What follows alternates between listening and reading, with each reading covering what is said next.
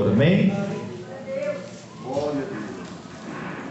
Antes de nós começarmos a ler, eu gostaria que você respondesse para você mesmo: qual é o tamanho do seu Deus?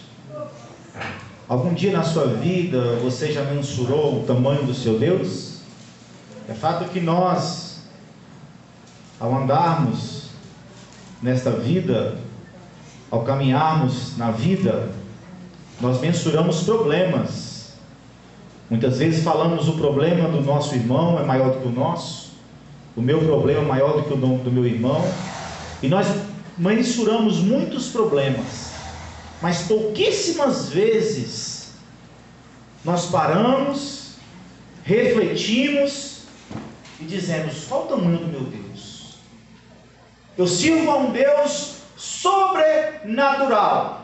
Qual o tamanho do Deus que eu sirvo?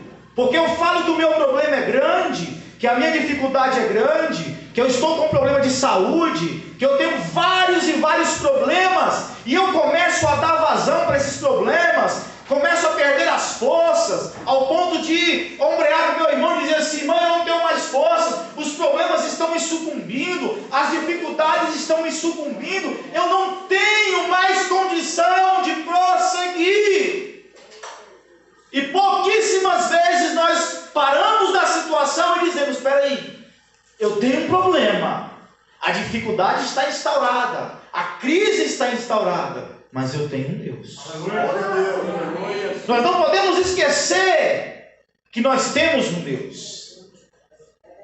Em todos os momentos das nossas vidas, não devemos esquecer que temos um Deus. Aleluia. Mas o Espírito Santo ali me incomoda nesta noite para dizer-lhes que o Deus que nós servimos, Ele está contigo no teu acordar e no teu deitar, em todas as áreas da sua vida. Que nós não possamos chamar por Ele nos momentos difíceis, que nós não possamos chamar a Ele somente nos momentos de dificuldade, que nós possamos estar com Ele em todos os momentos da nossa vida, porque afinal de contas Ele nos deu a vida. Isaías capítulo 38, versículo 1 a 6. Responda para você: qual é o tamanho do seu Deus? Naqueles dias Ezequias adoeceu de uma doença, de uma enfermidade mortal, e veio a ele Isaías, filho de Amós, o profeta. Ele disse: assim diz o Senhor, põe em ordem a tua casa, porque você vai morrer e não viverá.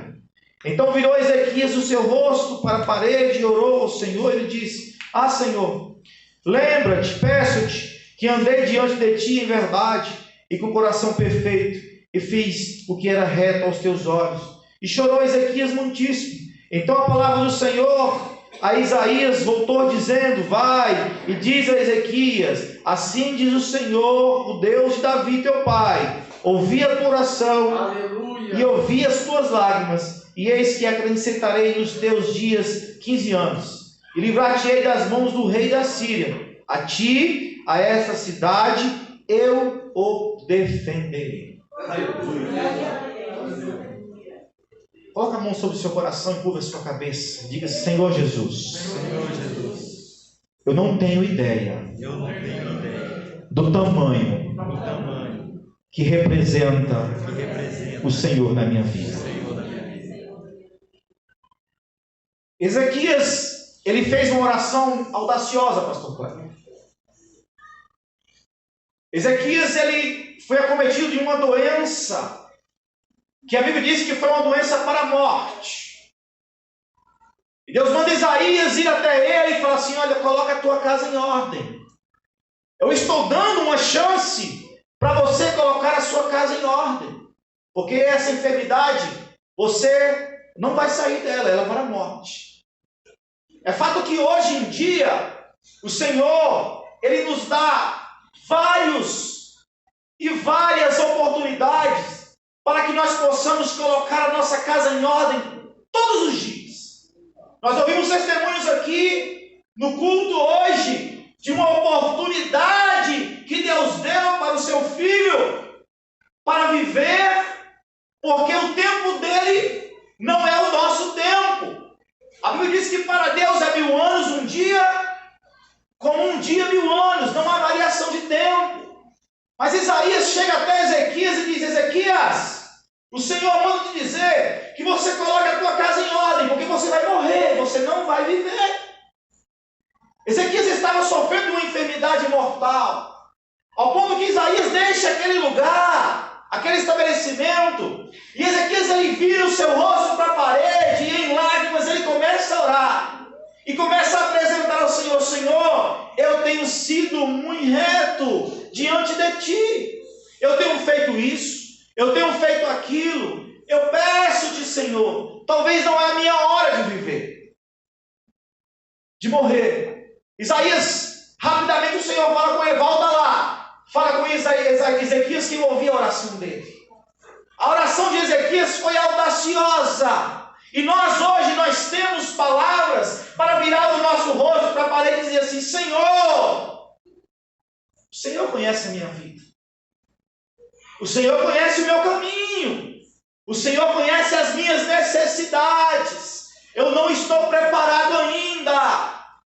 Quantas vezes nós temos feito esta oração, até mesmo quando passamos por dificuldades e por problemas terrenos, e nós incomodamos o céu para dizer assim: Senhor, eu preciso de Ti ainda, não chegou a minha hora. Quantas vezes nós tocamos o céu com a nossa sinceridade? O Espírito Santo de Deus muitas vezes fala ao nosso coração que nós precisamos estar na presença de Deus todos os dias de nossas vidas. Ezequias ele olha e fala assim: eu vou tentar, eu não sei o que vai acontecer, mas eu vou tentar. Ezequias era o rei, ele não se lembrou que tinha súditos, ele não se lembrou que tinha uma pessoa abaixo dele, afinal de contas ele era rei. Ezequias ele vira o rosto para a parede e fala assim: eu vou conversar com aquele que me deu a vida. Se ele falar que não tem jeito, é porque realmente não tem jeito mais. Aleluia. Eu não vou entrar por subterfúgios, eu não vou entrar por caminhos paralelos, eu vou conversar com aquele que me deu a vida. Se ele falar que não tem mais jeito, é porque não tem mais jeito. E o Espírito Santo muitas vezes nos incomoda quando nós estamos passando por dificuldades, por problemas. Nós vamos a A, nós recorremos a B, nós recorremos a C, nós vamos ao médico, nós vamos à pessoa que conhece de situações para te dar talvez alguns passos, alguns caminhos para você seguir, mas nós não lembramos de virar o nosso rosto para a parede e dizer assim: Senhor, o Senhor é o Deus que me deu a vida. O Senhor é o Deus que pode tirar a minha vida. Se não tiver mais jeito, Senhor, eu entendo, porque eu não tenho condições de mensurar o tamanho do meu Deus. Se Ele falou, está falado. É só Ele que pode reverter a situação. Agora parece-me que você lê esse texto e você pode perguntar: será que Deus ele tem duas palavras? Primeiro ele fala que vai morrer, depois fala que vai viver. Vamos primeiramente entender o que estava acontecendo com a vida do rei Ezequias. Na sua vida particular, Ezequias estava vivendo de uma enfermidade para a morte. No seu reinado, estava sendo afrontado pela Síria. Nós estamos falando aqui da Síria. Naquela época, era um reinado, era um exército mais potente na questão de guerra. Era uma potência. Compare hoje a Síria naquela época com os Estados Unidos, com a Rússia. E Ezequias, a sinceridade do coração dele talvez foi essa, pastores: eu não vou entregar a minha vida ainda, Senhor, porque eu tenho sido muito zeloso com a tua presença, eu tenho sido muito zeloso com o povo, e aquele exército, os assírios, tenta nos afrontar e tenta nos sucumbir. A sinceridade de Ezequias. O Senhor fala para Isaías, Isaías fala para ele que eu não vou dar só apenas 15 anos. Eu vou entregar os assírios na mão dele. Quando nós nos colocamos na presença de Deus, Ele dá aquilo que nós precisamos e não aquilo que nós queremos. Talvez o que nós queremos não é o que nós precisamos, querido. Entenda isso, isso é profético.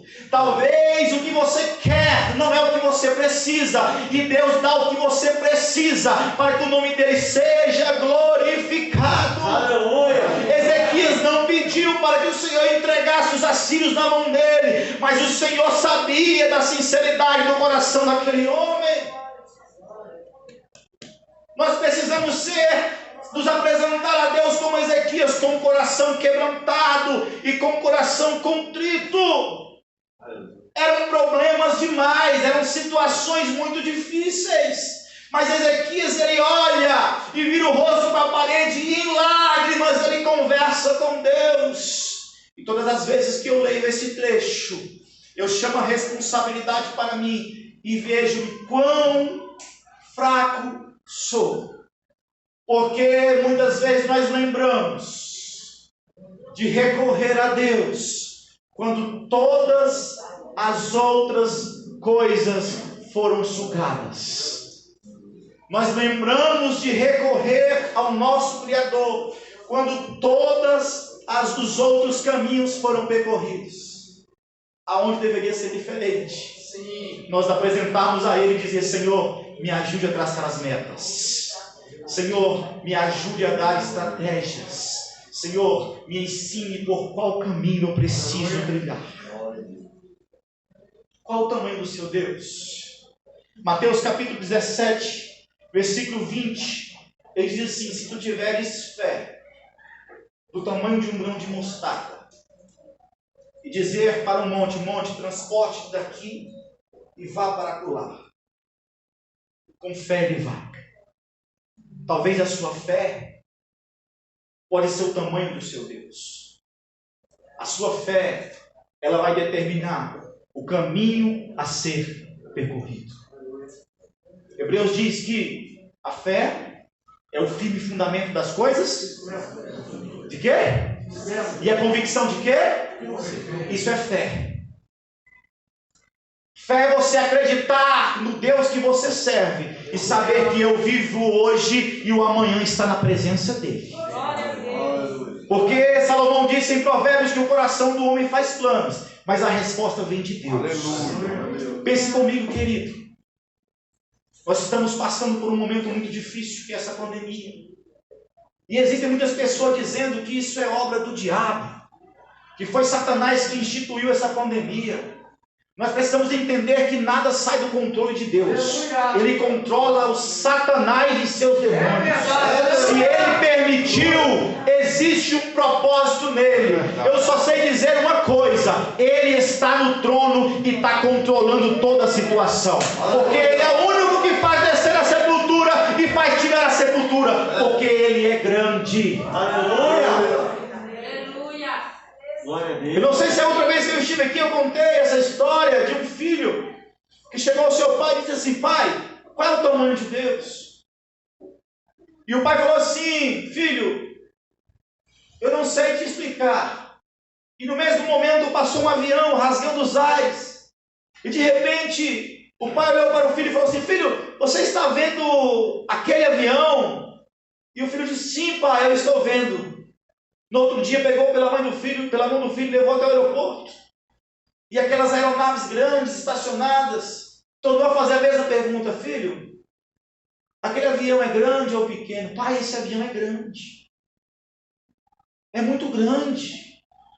Ele chamou o filho, sentou no alombrado e falou assim: você me perguntou ontem qual era o tamanho de Deus. Deus, meu filho, é como aquele avião que você viu ontem e viu hoje. Quanto mais perto você estiver dele, ele vai ser grande. Aleluia. Agora, se você se distanciar dele, ele vai ser pequeno como aquele avião que você viu rasgando os ares.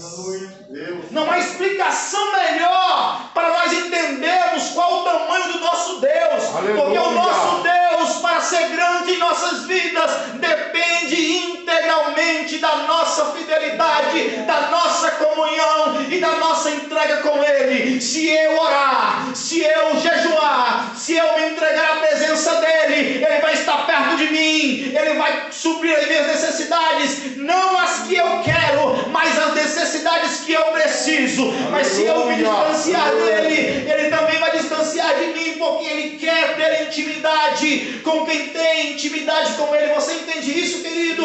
Deus quer nos relacionar conosco, perto, ele quer abraçar você, ele quer sentir a sua dificuldade, ele conhece a sua vida, mas ele precisa que você converse com ele e fale assim: pai, senta aqui, o Senhor é o único que pode resolver os meus problemas, como o Senhor fez com Ezequias, o Senhor pode fazer comigo também. A minha situação é essa, eu quero apresentar ao meu Senhor o que eu estou vivendo, para que eu possa trilhar o caminho que eu preciso.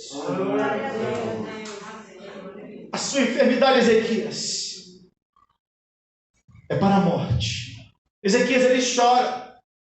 Eu também choraria. Quem é que não choraria quando se recebesse uma notícia que iria morrer? Eu também choraria. Jesus chorou quando soube que Lázaro havia morrido. Um impacto muito grande. Só quem perdeu um ente querido sabe a dor, que é a dor da separação, a dor da partida. A Bíblia diz que Jesus chorou quando soube que Lázaro havia morrido. Ezequias chora e vira o rosto na parede e começa a conversar com Deus. Sabe o que eu aprendo com esta palavra, irmãos? É que quando a notícia ela vem rasgando o nosso peito, nós precisamos, é difícil, mas nós precisamos conversar com aquele que deu a vida. Eu estava sentado aqui e ouvi o testemunho do irmão. Quantas pessoas não fazem o que o irmão fez? Conversar com Deus e expor a vontade do coração dele. Salomão diz que Deus conhece os desejos do seu coração, mas a resposta vem do Senhor. Aleluia! A resposta vem do Senhor. E talvez no início da mensagem eu perguntei, responda para você mesmo, qual é o tamanho do seu Deus? A Bíblia diz que Deus se lembrou de Jó quando ele orava pelos seus amigos. Olha isso, irmãos. Jó não estava orando por ele estava orando pelos amigos dele. Deus se lembrou de Jó quando Jó estava orando pelos seus amigos. Aleluia. Jó, eu não estou orando nem por mim, eu vou orar pelos meus amigos. E Jó no estado de calamidade, no estado de sofrimento, saúde, percas. No capítulo 19, versículo 25, ele fala assim: eu sei que o meu Redentor vive. Aleluia. Aleluia. Eu sei que o meu Redentor vive, querido. Será que nós já olhamos para o nosso problema, para a nossa dificuldade e pintamos os olhos nele e digamos assim: eu sei que o meu Redentor vive. Nós não podemos elucidar e dar muita ênfase para o problema. Ele nunca vai deixar de ser problema, mas ele pode ser solucionado. Aleluia! E ele pode ser solucionado pela potente mão do Criador. Aleluia! Ele conhece todas as coisas. Aonde que um homem seria ungido rei de Israel, apacentando ovelhas do seu pai. E daí você começa a mensurar o tamanho de Deus. Davi estava apacentando as ovelhas do pai, quando Deus mandou Samuel ir até a casa de Jessé, ungir o rei de Israel. Passam de todos os filhos. Todos os filhos de Jessé passam, todos bonitos, arrojados, fortes. Mas o que seria ungido rei não estava ali, ele estava culpado. Por isso que a Bíblia diz que Deus usa as coisas loucas para confundir as sábias. O nosso coração, querido, a Bíblia diz que o nosso coração é enganoso. Nós precisamos colocar as nossas necessidades na presença de um Deus trino, num Deus grande. Ezequias, a sua enfermidade, ela é para a morte. Põe a tua casa em ordem.